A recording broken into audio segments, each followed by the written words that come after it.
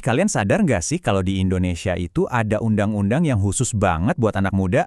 Dan ini bukan sekedar aturan biasa loh, tapi semacam cetak biru nasional. Hari ini kita bakal kupas tuntas Undang-Undang Nomor 40 Tahun 2009 tentang kepemudaan. Yuk kita dalami bareng-bareng apa artinya ini buat kalian dan masa depan Indonesia. Oke, kita mulai dari sini ya. Kutipan ini diambil langsung dari pertimbangan undang-undangnya. Dan ini bukan sekedar kata-kata indah. Ini adalah sebuah pengakuan. Jadi, untuk ngerti kenapa undang-undang ini ada, kita mesti lihat ke belakang dulu, ke jejak-jejak yang ditinggalin sama generasi muda sebelum kita. Coba dilihat lini masa ini. Dari Budi Utomo sampai Reformasi 98, sejarah Indonesia itu ya ceritanya anak muda yang jadi motor penggerak perubahan. Undang-undang ini lahir dari kesadaran kalau energi, idealisme, dan keberanian anak muda itu aset yang super strategis. Jadi harus dikelola dan dikembangkan, bukan cuma didiamkan.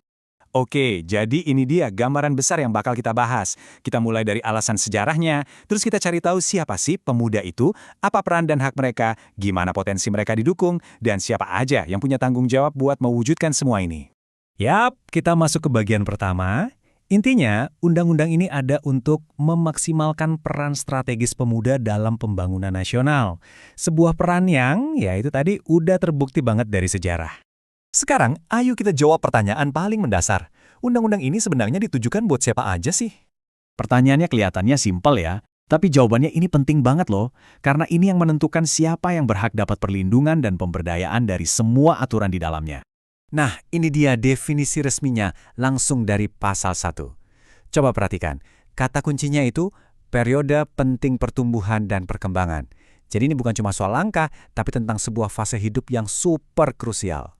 Dan secara spesifik, periode penting itu didefinisikan dalam rentang usia 16-30 tahun. Jadi kalau umur kalian ada di rentang ini, ya undang-undang ini lagi ngomongin kalian banget. Oke, sekarang kita masuk ke jantungnya undang-undang ini. Anggap aja ini kayak sebuah kontrak sosial, jalan dua arah antara anak muda dan negara. Ada yang diharapkan dari kalian, dan ada juga hak yang bisa kalian dapatkan sebagai imbalannya. Pasal 16 menetapkan 3 pilar utama peran pemuda.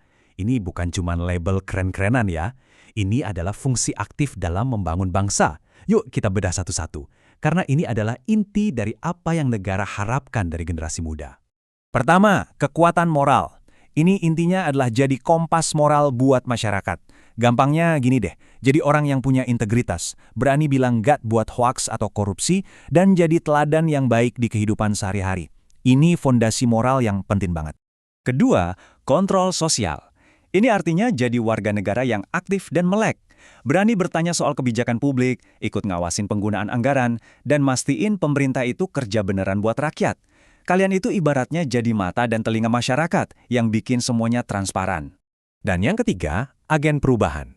Nah, ini peran yang paling dinamis. Bisa lewat bikin startup, mulai gerakan peduli lingkungan di komplek, atau bikin budaya lokal jadi keren lagi dengan cara-cara baru. Intinya, kalian diharapkan jadi mesin penggerak yang bawa Indonesia maju. Tentu aja, peran-peran besar tadi datang bareng tanggung jawab yang fundamental. Pasal 19 ini ngegarisbawahi kewajiban kalian sebagai warga negara buat menjaga pilar-pilar kebangsaan kita.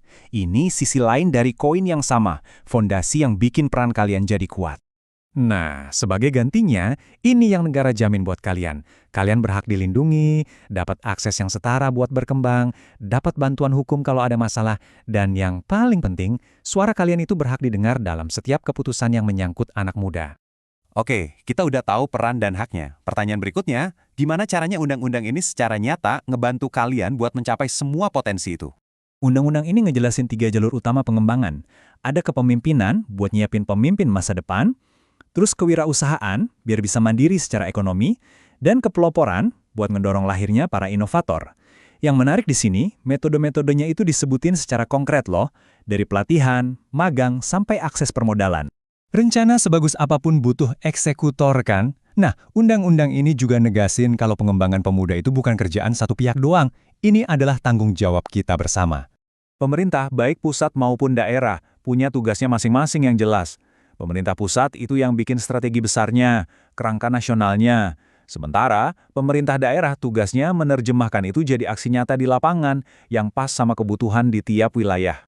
Dan yang gak kalah penting, ini bukan cuma tugas pemerintah. Pasal 47 secara gamblang nyebutin peran masyarakat. Artinya apa? Artinya keluarga, komunitas, perusahaan swasta, kita semua punya tanggung jawab buat menciptakan ekosistem yang mendukung anak muda buat tumbuh dan berkembang. Jadi, ini dia kesimpulan besarnya.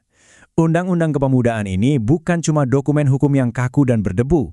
Ini adalah kerangka kerja kolaboratif, sebuah ajakan untuk gotong royong memberdayakan generasi penerus bangsa. Pada akhirnya, undang-undang itu cuma alat, ya kan? Cuma sebuah cetak biru yang ngasih arah dan dukungan. Pertanyaannya sekarang balik lagi ke kalian. Sebagai pemuda, sebagai bagian dari komunitas, gimana kalian akan mengambil cetak biru ini dan mulai membangun? Masa depan ada di tangan kalian.